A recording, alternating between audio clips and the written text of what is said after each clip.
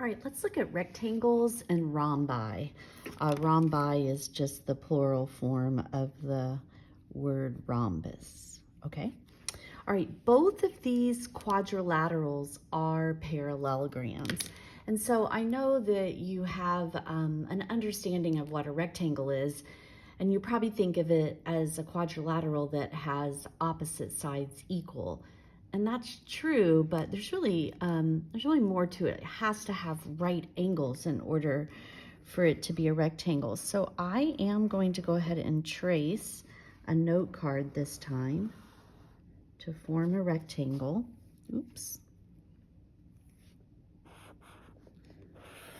And what you know about a note card is that the corners, we have right angles in the corners, correct? And that's really all it takes to be a rectangle.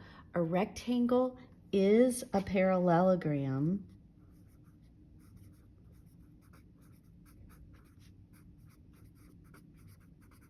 with 4 right angles.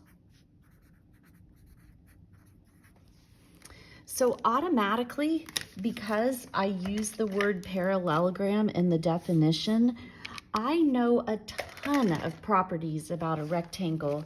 Let me turn back a page. And every single thing that we discovered about a quadrilateral is automatically true about a rectangle. Its opposite sides are congruent. Its opposite angles are congruent. Consecutive angles are supplementary, and the diagonals bisect each other. So all of that is true. There's no point in exploring that. So what else does a rectangle have that just an ordinary parallelogram would not? And actually there's not a ton.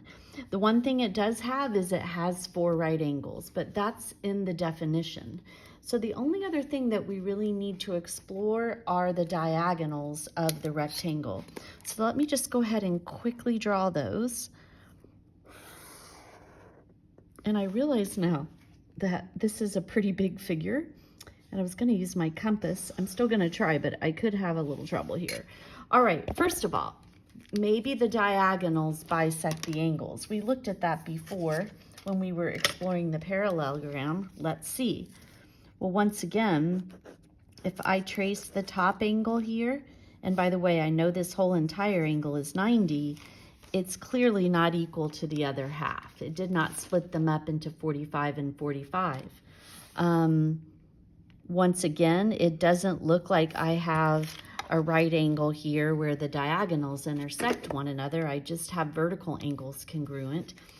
So I already know that the diagonals bisect each other. I know that this piece is equal to that piece. But if I explore the length of a single diagonal, and I hope my compass will open that far, and it does, I see that that segment is congruent to this one. The diagonals in the rectangle have the same length. That was not the case in just an ordinary parallelogram. So that's how we're going to complete this statement. And this is the only additional piece of information that we get when we know we have a rectangle. It's got the 4 right angles, and if it's a rectangle, then the diagonals are congruent to one another. They're going to be equal in length. Okay, all right, that's all there is concerning the rectangle. So let's go on and let's look at the rhombus.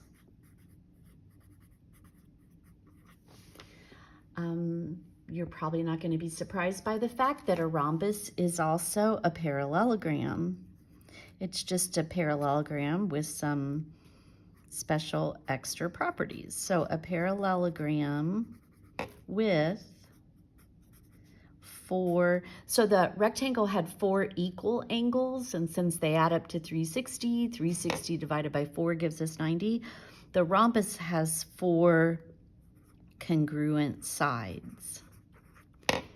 And when you think of something with 4 congruent sides, you probably think of a square. But it doesn't have to be a square in order to be a rhombus. The figure can have 4 congruent sides and not be a square, and we'll look at that further. All right, so in order to make a rhombus, I know it has to be a parallelogram, so I'm going to go ahead and trace the sides of my ruler, and this time I won't use two different objects to make the parallelogram. I'm going to use the same shape.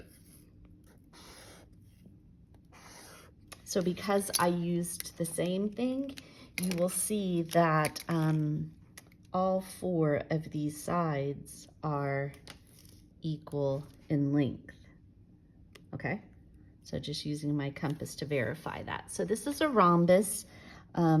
All four sides are congruent to each other. So everything that was true about the parallelogram still applies. So again, what are its special properties? Well, we know it has the four congruent sides. Let's just go ahead and draw its diagonals and explore those relationships. So what do we know about these diagonals I'm drawing? I know they bisect each other for sure because this is a parallelogram. But is there anything else that's true? So we already knew that the opposite angles were congruent and whatnot. So if you look at these diagonals right off the bat, it should kind of jump out at you. And remember, I do this in class quite often. Not a formal way, but I think we trust that like the notepad, the Post-it pad is constructed well, and that's a right angle in the corner. And if I come down here, I can see that these diagonals intersect and they form a right angle. That was not the case up here in the rectangle, right? That wasn't 90 degrees, but this is. So the diagonals are perpendicular to each other. And then the other thing that's true about the diagonals in a rhombus is, let's look at this angle of the rhombus here. If I trace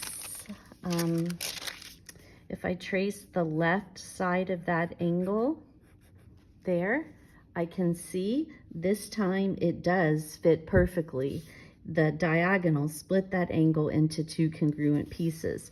Remember up here with the rectangle, that was not the case. They weren't two congruent parts. Down here, they are, okay? So what happens is the diagonals bisect the angles and they form a right angle where they meet. They're perpendicular to each other. And those are our two additional properties that we need to add about a rhombus. And I'm going to squeeze that in right here. All right, so if a parallelogram is a rhombus, by definition, we know it has four congruent sides. Then, ... and there's two things we can say. Then the diagonals are perpendicular.